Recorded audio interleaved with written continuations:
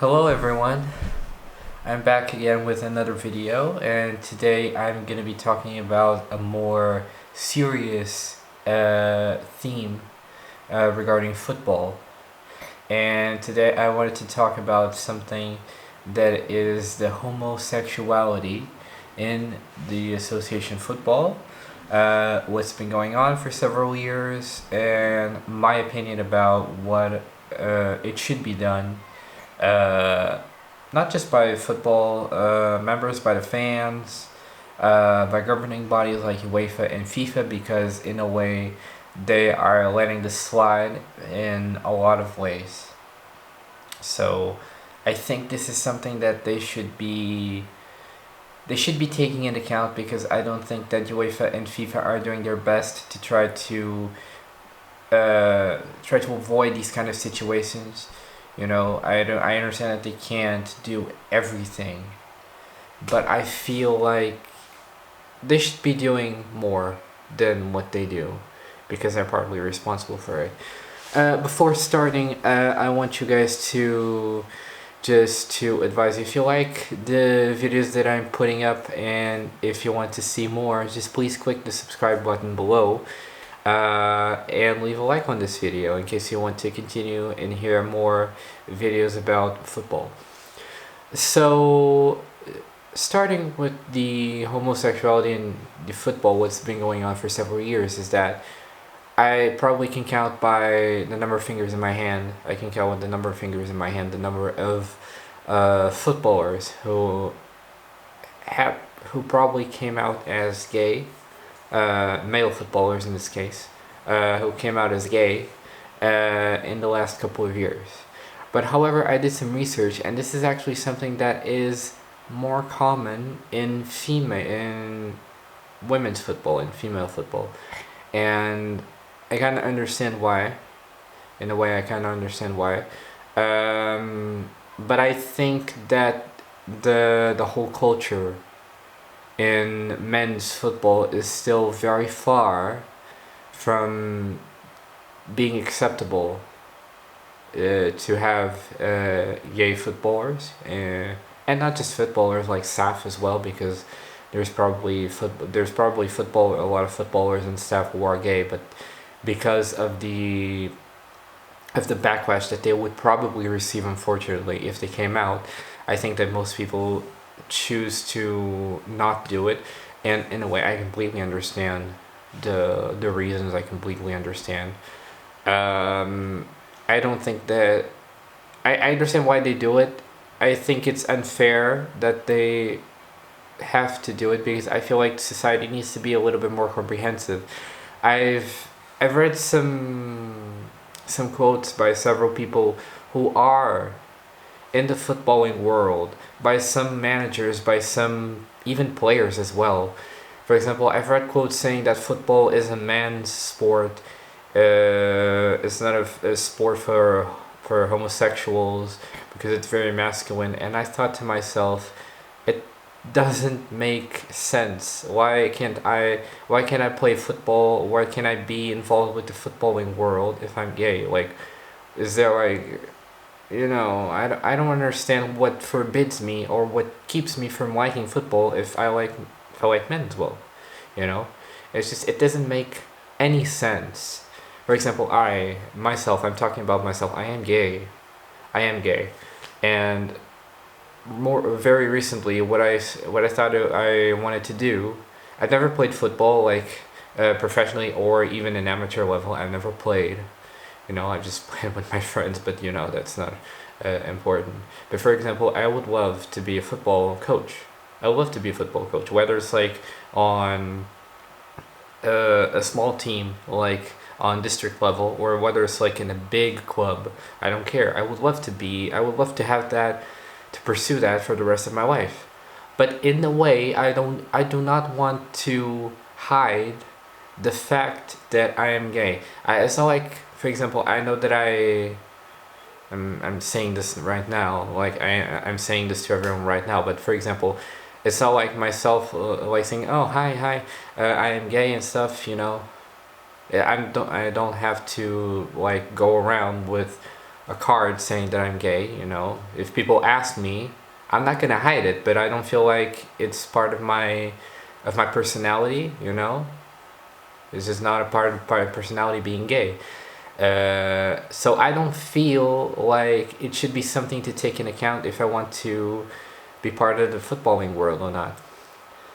Uh, but then you have this taboo about the homosexuality in football, you know, and I know that there's a huge issue with that. For example, I think that in a way is similar to racism. It's not like the same. There are different issues, of course. Homosexuality and racism are very different, of course. But in a way, the rationality of the issues is very similar. Because if you have people being racist, if you have, for example, fans uh, chanting to players, singing chants to players because they are black, why wouldn't they sing chants for people for players who are gay? And this happened before to players who were not gay; they were actually straight, and decided to sing chants about their being gay. I don't know why. I think it's like an easy, you know. I feel like saying a player is black or saying that the player is gay is a very easy way to try to get under people's nerves and just try to insult the player because you know have nothing else to do. I think it's ridiculous. I think that the behavior is very appalling, but it's very similar, the racialization. Although I don't want to mix it up because I feel like racism is a separate issue, so I'm not going to address that in this video. At least I'm going to address that in another video because it needs to have its own separate video. But going back to the issue about the homosexuality, I feel like something that it would happen, unfortunately, and I feel like that's why a lot of people choose not to do. And I feel like in a way UEFA and FIFA are responsible for this. And I'm gonna give you some examples. This year, a few months ago, you had a game between Hungary and Portugal for the UEFA Euro 2020, delayed to 2021.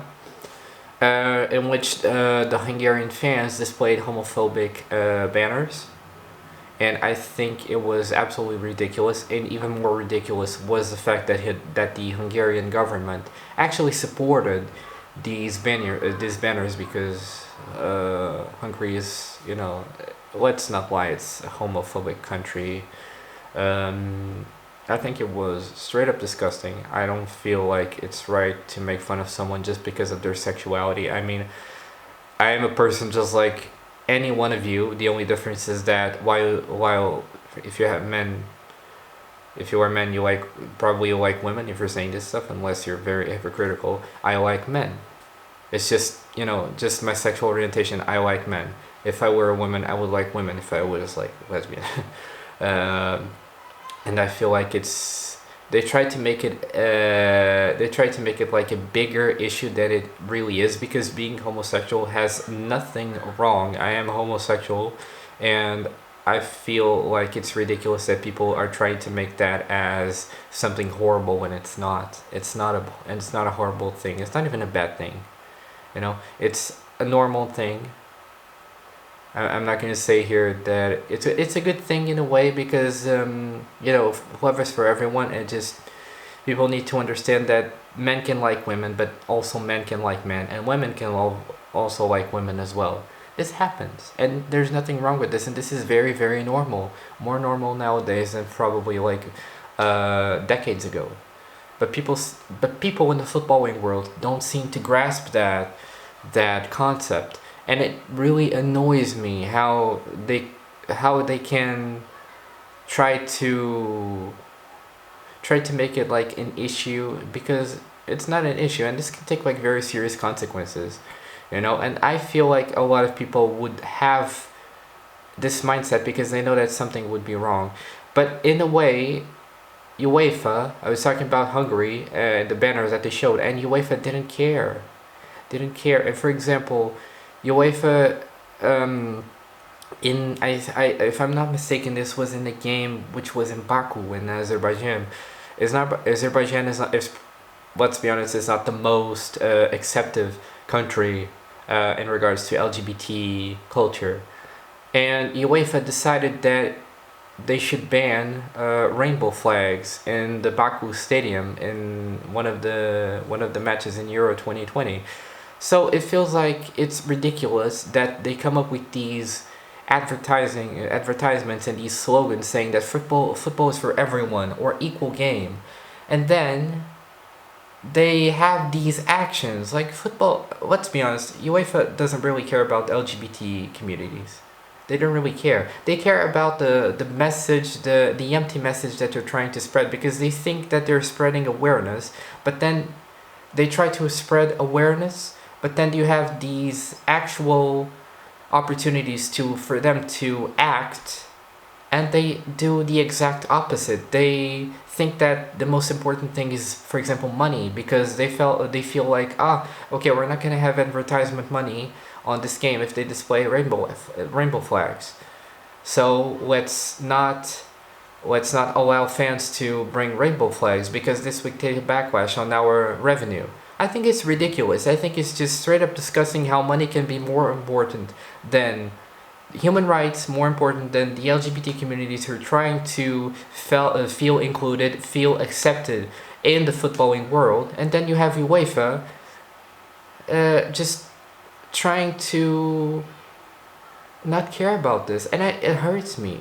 It hurts me because in a way a lot of people probably feel the same as I do. I am gay, and I would love to not hide the fact that I'm gay. I would love to be a coach. I would love to go to that, but I don't feel like UEFA is making things easy for the LGBT community, because it feels like they are protecting more people who are not even in the LGBT community, who are actually against that, than people who are actually part of that. And I feel like it's ridiculous. In one word, it's ridiculous. And not just UEFA. I'm gonna go to FIFA now, because and this is not just because of homosexuality, because this is about human rights and because of the migrants that worked in the stadiums, building the stadiums in Qatar. Because what's happening is that next year we're gonna have the World Cup 2022 in Qatar, in the Middle East, in Asia, and Qatar was not a very rich country when this all started in 2010, when Qatar got the World Cup. First of all, Qatar is not a country that's like relevant to the footballing world, so I don't even know what the fuck was that. Assigning that country to a World Cup, I think it was ridiculous. I think it's the weather is gonna be horrible. It's like 40 degrees, so I thought, okay, winter. It's gonna be on the winter. So the footballing schedule is going to be a complete mess next year, but I'm not even talking about that. Qatar is known for being a country that does not allow homosexuality in any kinds of way, and you can actually get killed in Qatar if you display any homosexual affections. And then FIFA also sends the same message that football is for everyone, an equal game, and that LGBT communities should feel included. Okay, if LGBT communities should feel included, do you think that an LGBT member would feel safe if if they actually went to go to Qatar to watch a game, just to watch a game? I don't think they would feel safe. I don't think it would go well. I don't think that it's fair that this country should have the opportunity to host this event. I think they're not deserving of having that. I think also that the migrant workers who built the stadiums, a lot of them died, and UEFA just don't care. Thousands of people died building the stadiums. If a few people, I'm gonna say like 10, 15, 20, if 20 people died, and if there were like actual accidents, I think it's understandable that on the course of years, like a few people, unfortunately, God forbid me to say this, but if they died, I think it would be understandable. But the fact that all of this, just 8,000 people, if I'm not mistaken, 8,000 people died building these stadiums. and FIFA doesn't care. Migrant workers are getting paid like poorly, and it's horrible. It's just horrible. I really would hope that the World Cup wouldn't go to Qatar at the end of everything, but I think it's not gonna be possible to avoid this outcome. But yeah, I think that UEFA and FIFA regarding the homosexuality, I think that they shouldn't just try to send these messages. They should do something. They should actually do something. But then again, I don't know what they would do in the future. I think that they should try to educate people. They should try to educate fans. Uh, for fans to understand that this is for everyone. People complain that we have the month of June is the Gay Pride Month, and a lot of people are complaining, oh, why do gay people have Pride months? Why do people have the need to have their own special month? We need to have our own special month because the gay people were always, the LGBT people were always being, chased and being, I don't want to say bullied, but targeted by people because of that. And this is our way to clap back. And this is our moment. You have your moment for 11 months, and this is our moment as well. So I want you to respect us. I don't even ask for comprehension, but I want respect. I think respect is a key word here, is very important. Respect, because I am a person. Every member of the LGBT community is a person that has feelings and wants to feel included in the footballing world if they want to, and they should not be pushed aside because of that. And I feel like this is it. But we have to check what the future holds us, because maybe in the future we're gonna have something that helps the LGBT community to feel included more programs, more opportunities for the LGBT community to be part of this. Because if we want to, I feel like we should have this opportunity. Okay.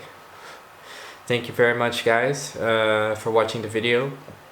If you liked, please leave a like in this video, share if you can, and please leave a subscribe to not miss on any future videos as well, okay?